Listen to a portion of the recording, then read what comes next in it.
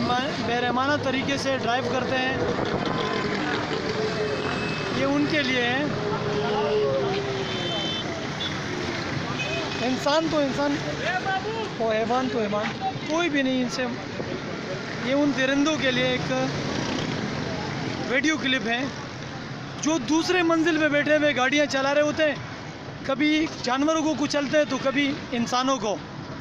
और इस भीड़ के अंदर वो समझते हैं कि हम कानून के शिकंजे से तो ख़ुद को माफ़ करवा लेंगे, लेकिन बारगाह इलाही में वो क्या जवाब देंगे, ये एक सवालिया निशान है।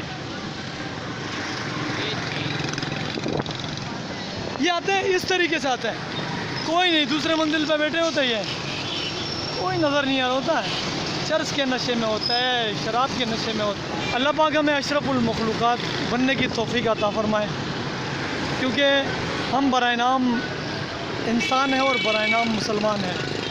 और बस मैं इल्तिजा कर सकता हूँ उन वैशियों से, क्योंकि ज़्यादातर जो ड्राइवर हजरात होते हैं, खुसूसन ये टैंकर माफिया, टैंकर वाले, ये जो लोडिंग गाड़ियाँ होती है, इसमें पढ़े लिखे और शऊर वाले बहुत कम मिलता है।